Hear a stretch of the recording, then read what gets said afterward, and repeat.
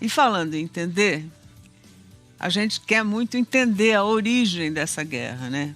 Entre Israel e o grupo extremista Hamas. Então, pensei assim, vamos conversar com uma pessoa que eu sinto que está muito perto dessa história toda. Ele é um bom historiador, além de ser um excelente jornalista e escritor. E sabe muito do Oriente Médio. Ele é mestre em Relações Internacionais pela Universidade de Columbia, em Nova York. É colunista do jornal O Globo, da Globo News, da TV Globo e da Rádio CBN. De carreira, ele tem 25 anos e é a maior referência sobre os conflitos daquela região. Além de ser um menino simpático, um menino que fala de um jeito que a gente consegue entender. O nome dele inteiro é Gustavo Cerello Chakra, mais conhecido como Guga Chakra. E eu queria dar boas-vindas para você, Guga. Bem-vindo mesmo, viu? Obrigado, Ana Maria. Uma honra estar aqui com você, no Mais Você. Pois é, a gente ouve há anos estar falando sobre esse conflito entre israelenses e palestinos, né? E a gente tem uma geografia ali que parece que para a gente é um imbróglio, como dizia lá na minha família italiana, né? Quer dizer, é um imbróglio, né? E o que faz com que essas... Quer dizer, tem uma história antiga, muito antiga, atrás de tudo isso, né? E o que faz essa coisa não se resolver até hoje? Que história é essa? E numa síntese, se é que a gente pode resumir isso para que todo mundo possa entender. Olha, Ana Maria, são duas identidades que se chocam no mesmo local. Não é algo assim que vem de séculos, esse conflito. É relativamente recente, dá para dizer que seja um século ou 75 anos. Basicamente, de um lado você tem a identidade palestina. Quem são os palestinos? São aquelas pessoas que moravam em vilas durante o Império Otomano do que hoje é o Estado de Israel e os territórios palestinos. Moravam em Haifa, em Jaffa, em Nablus, em Jenin, em Nazaré, em Belém, em todo esse território, onde não havia a noção de fronteiras. Porque eu sempre falo, meu avô nasceu otomano, achava que fosse sírio, disseram que era libanês, se nascesse 5 quilômetros mais ao sul, seria palestino. E acabou em São José do Rio Preto, que é sua terra. Então, as pessoas dependiam da vila de onde elas eram, Ana Maria.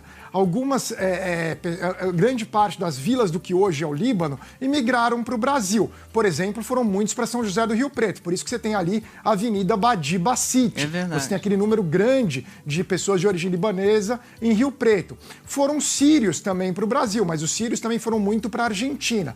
Palestinos imigraram mais para o Chile. Então eram as pessoas que viviam nesse território de religião cristã, muçulmana e havia judeus também. Eles conviviam em relativa calma, havia momentos de maior conflito, outros de menor, mas, por exemplo, os judeus viviam melhor nessa área que a gente chama de Levante, no Mediterrâneo Oriental, do que na Europa, onde eles eram perseguidos.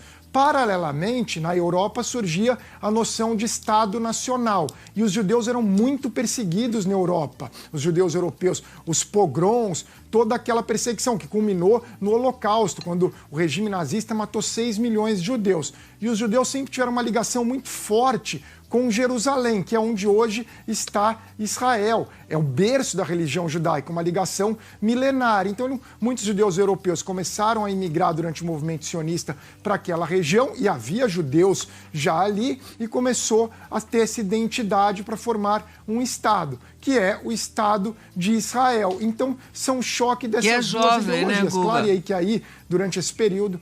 E o Estado de Israel é jovem, de né? 1948, 47, 1947. O Líbano e a Síria ficaram independentes na mesma época também, mas os palestinos, por uma série de circunstâncias, acabaram não tendo um Estado. Então, a base está nessas duas identidades que se chocam desde nos últimos 75 anos, dá para puxar um pouco, desde o início do mandato britânico, ali nos anos 20, basicamente um século de conflito. O Hamas é algo mais recente, eles não representam os palestinos, eles talvez teriam, segundo pesquisas, 1/3 dos votos numa eleição. É uma organização terrorista, não de agora, desde o início dos anos 90, que prega a destruição de Israel e que segue uma vertente radical do islamismo. Não são todos os palestinos que são assim. A maioria dos palestinos não concorda com a ideologia do Hamas, com a violência do Hamas, embora todos os palestinos demandem um Estado. E, aliás, essa é a política de quase todos os países. O Brasil acha que os palestinos devam ter um Estado, os Estados Unidos acham que devam ter um Estado, e vou mais longe. Israel, oficialmente, também acha que, mediante negociações, deve existir um Estado palestino. Israel negocia não com o Hamas, negocia com a autoridade palestina, que fica em outra, não fica em Gaza, fica na Cisjordânia, que é um outro território palestino. Agora, por conta, eu acho também, de toda aquela região ali ser considerada uma religião acho que a base das religiões, né, que acontecem ali em Jerusalém, né, aquela península, aquele pedaço específico de Jerusalém, onde a briga vem de muitos anos. Mas então parece também que a briga por tudo isso aí tem um fundo religioso também, né, principalmente quando você encara os muçulmanos e os palestinos, né, e os judeus. Sem dúvida, tem. Quando você já esteve em Jerusalém, né, Ana Maria? Você sabe que ali na cidade antiga você tem quatro quadriláteros, ou bairros, né? O bairro judaico, o bairro muçulmano, o bairro cristão e o bairro armênio, que também é cristão, né? Os armênios também são cristãos. Esse é o povo que vivia nessa região que a gente está vendo ali, Líbano, Palestina, Israel, Síria, pegando a Turquia, um pouco o Iraque, também bem diferente daquilo que está para baixo no mapa, onde você vê Arábia Saudita, Iêmen, aquilo é diferente. Vê ali na margem do Mediterrâneo, esses são lugares que a gente fala que é o Levante, que são lugares que sempre teve muita mistura religiosa, de muçulmanos, de cristãos, de judeus, de armênios, armênios que são cristãos. Cristãos podem ser ortodoxo, maronita, melquita, tem várias religiões cristãs orientais. E aí tem umas particularidades. Você sabe que por exemplo, em Bagdá, até um século atrás, 20% da população de Bagdá, no Iraque, era judaica. Você tinha expressiva população judaica também, minoria. Mas em Alepo, na Síria, em Damasco, muitos foram para o Brasil. Família Dueck, família Lanhado, família Safra, também tinham judeus libaneses. Você tinha ali na Turquia, a Turquia que não é árabe, mas você tinha ali as cidades como Izmir, né, que é a antiga Esmirna, também com população judaica. Você tinha muita população cristã, inclusive ali nos territórios palestinos, ainda tem no Líbano, né? O Líbano tem uma grande população cristã. Se você notar, Ana Maria, grande parte dos descendentes de libaneses e sírios que você conhece no Brasil tem origem cristã, como o atual ministro Fernando Haddad, o ex-presidente Michel Temer, o ex-prefeito e governador Paulo Maluf, entre várias outras pessoas, o remador Amir Klink, o publicitário Nizam Guanais. Na nossa Globo News a gente tem a Andréa Sadi, a Júlia Dualib, tem a Aline Midley, tem o William Bonner, né? Sabe que o William Bonner é da mesma vila que eu sou lá no Líbano, de Rachaya também. Então, são pessoas de origem libanesa cristã. Mas você tem também muçulmanos que migraram para o Brasil em menor quantidade. Mas sempre foi uma região com muita diversidade religiosa. O sentimento palestino era historicamente mais nacionalista, inclusive com muitos líderes cristãos inicialmente, como Jorge Habash, por exemplo, teve a Hana Ashra, o Eduardo Said, que não foi um líder, foi um grande intelectual, mas você tem também muitos muçulmanos. No caso de Israel, sim, aí é ligado à identidade judaica. E hoje o Hamas capturou, roubou esse sentimento de nação palestino, que não era religioso, roubou para uma vertente radical do islamismo, que tampouco representa todo o islamismo, representa uma vertente radical e violenta do islamismo, como fica muito claro como ali religião, naquele atentado terrorista em Israel, e que tiveram outros grupos que como o islamismo... religião. Então eles pegaram, mas o sentimento... O sentimento esse foi um atentado terrorista de um grupo extremista religioso islâmico, sim, terrorista, já teve, né? O Hamas, não é de hoje, viu? Você já teve na faixa de Gaza, né? Como é que foi essa experiência? Por onde você entrou? Como é que foi? Eu entrei pela entrada de Erez, ali de Israel, para a faixa de Gaza, que fica ali pelo norte da faixa de Gaza. Eu entrei depois de um cessar-fogo, de um outro conflito que teve entre Israel e o Hamas, em 2009. Aí, quando teve cessar-fogo, eles autorizaram que os jornalistas pudessem entrar em Gaza. Durante o conflito não podia, mas depois do cessar-fogo podia entrar. Aí eu fui lá no que chama Government Press Office, o escritório de imprensa de Israel em Jerusalém, peguei uma autorização, na verdade nem os documentos, que Israel falava que eu poderia retornar de Gaza depois de ir a Gaza, né? Quando foi isso, com minha Guga? Credencial de imprensa lá em Israel. Quando foi? Em 2009. Daí eu entrei em Gaza depois de um cessar... 2009. Depois de um cessar-fogo. E daí é essa imagem de destruição que a gente vê agora. Quer dizer, você vê muitos prédios destruídos, você vê muitas plantações arrasadas, uma coisa que me chamou muita atenção, muitos animais mortos, galinhas, sim, muitas galinhas mortas, que elas morrem por causa do barulho, né? Então você vê as plantações destruídas, você vê o cenário a cidade de Gaza, Ana Maria, lembra muito algumas cidades brasileiras, assim, alguns bairros de São Paulo, não os bairros mais ricos de São Paulo, mas assim, regiões mais populares da cidade de São Paulo, ou do Rio de Janeiro, de qualquer grande cidade brasileira. Isso é a cidade de Gaza. Quando você vai para os campos de refugiados, como Rafah, já está vendo ali os prédios, tudo, é esse tipo de prédio, que agora, claro, com muita destruição, é difícil entender, mas era uma coisa de cidade, Gaza. Os campos de refugiados que tem lá também, porque muitos dos habitantes de Gaza são descendentes de palestinos que moravam no que hoje é Israel, que durante a Guerra de 48, alguns saíram, outros foram expulsos e são os descendentes. Ali, os mais velhos, claro, nasceram naquele lugar.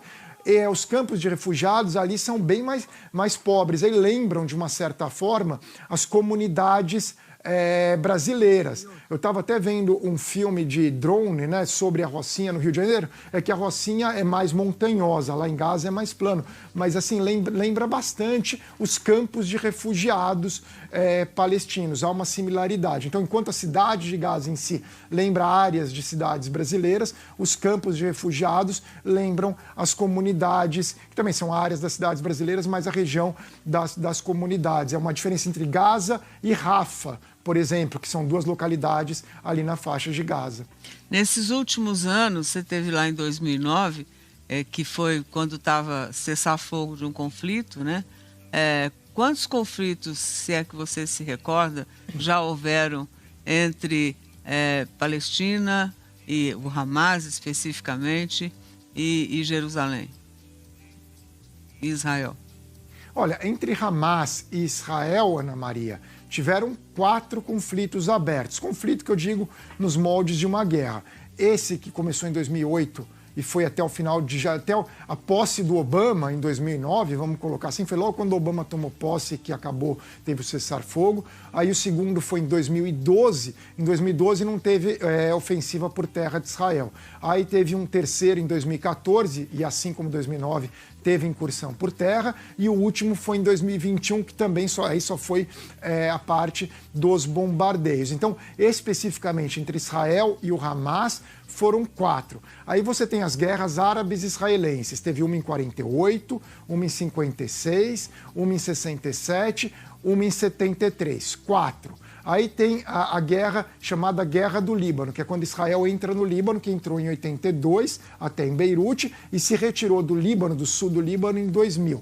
É uma outra guerra que teve uma guerra entre Israel e o Hezbollah. O Hezbollah, que está no Líbano, é um grupo xiita libanês. Essa foi uma guerra em 2006. Fora isso, você teve as 2 intifadas palestinas, uma no final dos anos 80 e uma no começo dos anos 2000. Eu sei que é bastante coisa, ficou complicado, mas entre Israel e o Hamas, 4, especificamente as 4 mais recentes, de 2009 em diante, é que o Hamas tomou poder na faixa de Gaza ali em 2006, 2007. Qual é o principal pedido nesse momento do Hamas para Israel?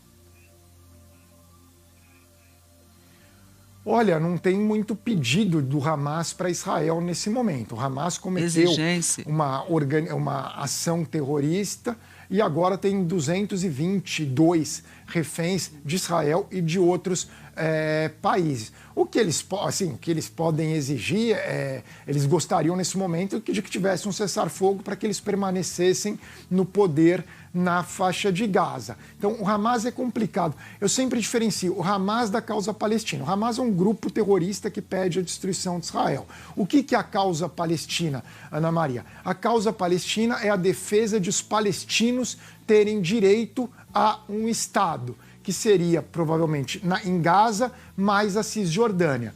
A Cisjordânia vive sob ocupação israelense. Há 3 milhões de palestinos na Cisjordânia, que segundo a comunidade internacional deveria ser parte de um futuro território palestino, mas há a presença de 450 mil colonos israelenses e controle militar de Israel da maior parte da Cisjordânia. A autoridade palestina controla as principais cidades da Cisjordânia e age em coordenação na área de segurança com Israel. Então isso é a Cisjordânia, que é onde está Belém, que segundo a tradição nasceu Jesus, onde está Ramala, onde está Jenin, onde está Jericó, e daí você tem a faixa de Gaza, que é esse território pequeno que está nas mãos dos terroristas do Hamas. Então, que daí tem esse bloqueio, teve esse bloqueio antes da guerra, o bloqueio terrestre de Israel, marítimo e aéreo, e o Egito em coordenação com Israel na questão terrestre também. Então, são duas coisas separadas. Há os terroristas do Hamas, que devem ser condenados, e não são terroristas desde agora. Desde que eles começaram a fazer atentados com homens-bombas no começo dos anos 90. E há o legítimo direito, né, dos palestinos terem um Estado. E muitos israelenses apoiam o direito dos palestinos terem um Estado. E, insisto mais uma vez, todos os governos brasileiros apoiam e todos os governos americanos, inclusive o Trump. Claro que não necessariamente em toda a Cisjordânia, há nuances, mas só para entender que são duas coisas distintas. O terrorismo do Hamas, do legítimo direito de os palestinos terem um Estado. O Hamas está agora com 200 e poucos reféns, né? Daquela primeira excursão que fizeram naquela festa há 17, 18 dias atrás, né? E tem um pedido, não tem, deles a respeito da troca desses, oficialmente ou não tem? Tem ou não tem? Então, tem, eles gostariam que... Bom, no passado, por exemplo, até 2011, o Hamas tinha um refém israelense, chamava Gilad Shalit, era um militar israelense. O Hamas trocou esse refém por 1.000 prisioneiros do Hamas que estavam nas prisões em Israel. Entre os quais foram soltos o líder dessa operação que acabou culminando na morte de 1.300 israelenses. Agora, com 222, o poder de barganha do Hamas passa a ser muito maior. Eles podem querer exigir a libertação de todos os palestinos que estão nas prisões em Israel. Então, isso é uma negociação que pode ser longa e vai depender muito do resultado da guerra. Ao mesmo tempo, 2 americanas foram soltas nesse final de semana, numa mediação mediada pelo Catar. Agora, então, os Estados Unidos estão pressionando Israel para não entrar por terra, pelo menos por enquanto, para tentar avançar nessas negociações. Por exemplo, negociar a libertação de crianças e mulheres que sejam mantidas como reféns pelos terroristas do Hamas em Gaza, sejam trocadas, por exemplo, por crianças e adolescentes e mulheres que estão presos em Israel. Então seria uma troca nesse sentido. Pode ter essas negociações. Ou a negociação para a libertação de estrangeiros. Então os Estados Unidos estão pressionando Israel nesse sentido para conter pelo menos mais alguns dias ou semanas a ação por terra que Israel pretende eliminar o Hamas.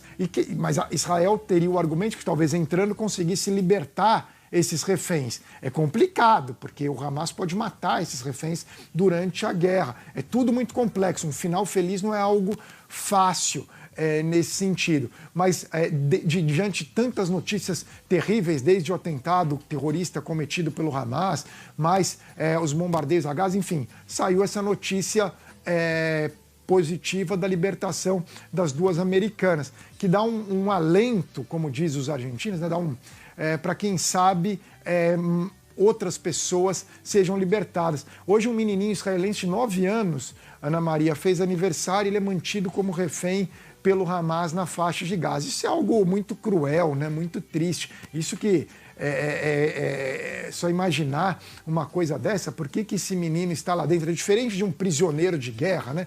De um militar, de uma guerra, que acontece, sempre teve, né? Prisioneiro de guerra, que eles falam Paul aqui nos Estados Unidos, prisoner of war. Isso sempre teve. Agora, são os militares. Outra coisa é quando você prende civil, idosos, crianças. Isso é repugnante e é inaceitável. Deveriam ser soltos incondicionalmente. Né? Sem dúvida. Agora, a gente tem visto que tem tido alguma reverberação na Europa, principalmente, desse conflito aí, né? Na sua visão, existe alguma possibilidade que esse conflito se espalhe por outros países?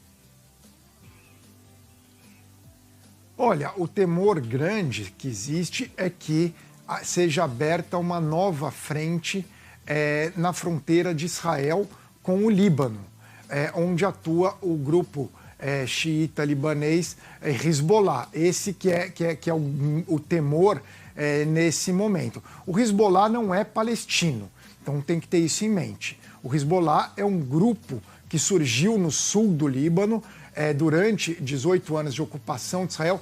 Eu sei que vai ser complicado. Israel ocupou o sul do Líbano, era aliado de uma milícia cristã libanesa para lutar contra grupos palestinos.